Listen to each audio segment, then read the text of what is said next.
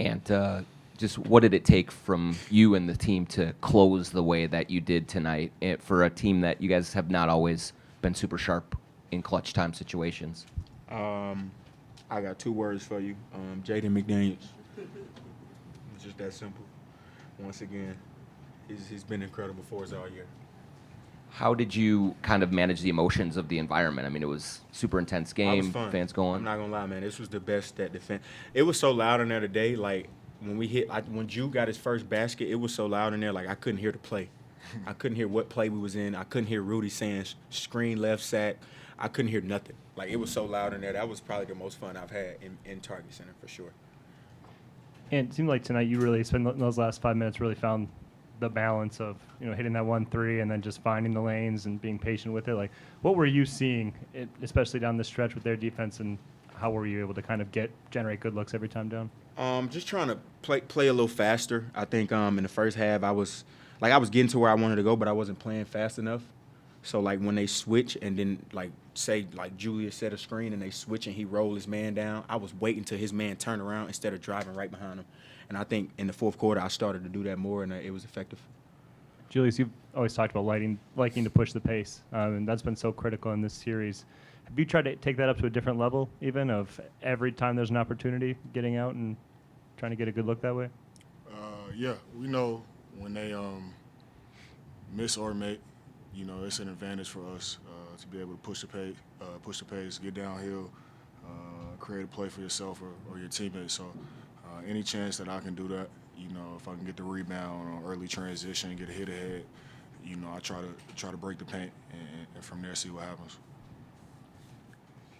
Ant, did you have a sense, or did you know that right here? Ant, did you have a sense that Luka might have been a little under the weather, and if so, did you go at him? Did you try to go at him a little bit harder if you knew he was sick at all?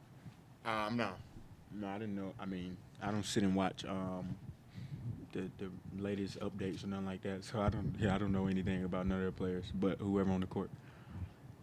What did you two fellas think about the 40-year-old tonight? He was incredible. He did everything he could in his power to try to will him to a win. He was shooting it from Yucatan. Yeah, for sure. He was shooting it crazy for sure. He caught one of them in transition, and I was like kind of closing out, and I'm like, he not about to shoot this, and he launched. I'm not gonna lie, it was fun to watch him be competing against him today for sure. Julius, all season the 5 you guys start with may not always be the 5 that you end up closing a game with. Just how has that, just as a team, gone over in the locker room, and how have guys maybe put their egos to the side for the good of the team in these situations when everybody wants to close but not everybody can on a given night, and just how is that culture built over the course of the season? I mean, I just think our trust in coaches, extremely high. We know that he wants to win. Everybody in the locker room, 1 through 15, want to win as well. So, that's all it's about right now. It's not about egos or minutes, shots. None of that stuff matters. It matters like tonight, at the end of the night, did we get to win? And, that's what we play for every single night. So we're a very much together group. And, we recognize all those situations. So it's like at some point, even if you don't finish the game, we're going to need you at some point. You know what I mean? So it might not be your night tonight, but having that trust that coach is going to, put you in when we need you, that's all we can ask for. And on the 3 that you hit Nas with, when did you see him open? At what point did you know that you were going to him on that particular play? To go up 6? Yeah. I think we ran an action to get Luka to switch, and they didn't switch. I seen them about to double me, so I just tried to attack Luka. I got to the baseline, and since the first game, they've been taking away the corners, so I didn't even have to look in the wing. I knew somebody was on the wing, whether it was Nas or Dante, and I really couldn't even see him. I just threw it to the wing because I knew somebody was going to be there. And luckily it was Nas Reed, you know what I'm saying, the fan favorite. So he was able to come up big for us, man. And with Jaden. And Julius got to shoot more. He took fucking 13 shots. You all right? You good? He took 13 shots, y'all. I'm tired as hell, bro. And he was I had 10 free throws. He was yeah, he did. You're right. So Yeah, 10. okay. Balance I'm out. sorry. He was incredible from the field. He only took 13 shots. We need him to take I like agree. 10 more shots. You know what it's like to guard Luka. You're probably getting the second most possessions guarding him. Jaden is guarding him the rest of the time. What do you think it's like for him to be able to do that much defensively and be able to contribute offensively? I told him maybe like 2 years ago, like, bro, I don't understand like what type of shape you in. I don't know what you do in the summertime, like, because do he ever look tired to y'all? Like, I mean, I know he don't show no emotion, but like you can tell if somebody tired. Like if you watch me going into the end of the first quarter, I'm like, I'm trying to catch my breath. Jaden never looks tired. Like it looks like he can play 48 minutes. So I don't know, man. It's incredible on his behalf, man.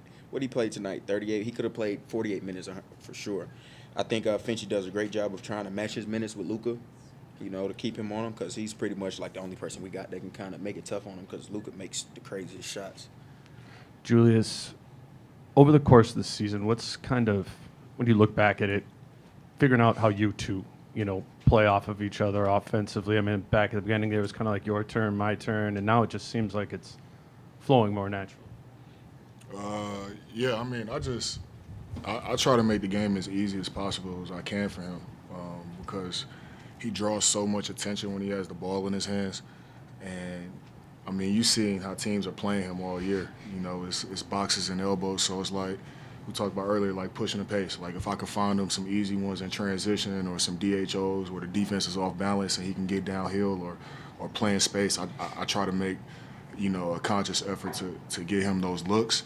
And then it's just a trickle-down effect. Once he's going and he's in rhythm, the defense is going to overreact to everything that he does, and it just makes the game easier for myself and everybody else. You know what I mean?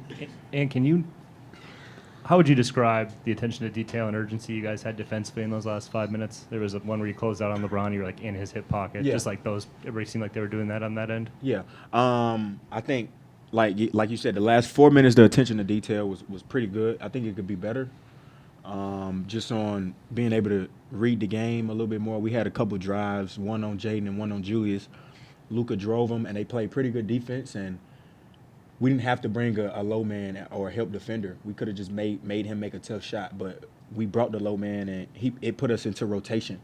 And the bad thing about getting into rotation is when the ball is swinging, everybody is rotating so fast. The ball, we don't want certain people to catch the ball. We don't want LeBron, Luka, or Austin Reeves to catch the ball within those rotations. So that's why we got to go watch film and be able to read the game a little better on when to bring the low man and when not to. Because if they play good defense, they make them take a tough shot. Everybody just fan out. You know what I'm saying? Because you get in rotations, Hachimura touch it, Finney Smith touch it, then it goes back to Luka for a catch and shoot. And that's what we don't want. So we got to be able to take that away from the game, especially down the stretch. Ant, where did that dunk on Luka rank in your career list of dunks? Oh, that was terrible. Yeah, that was a terrible dunk.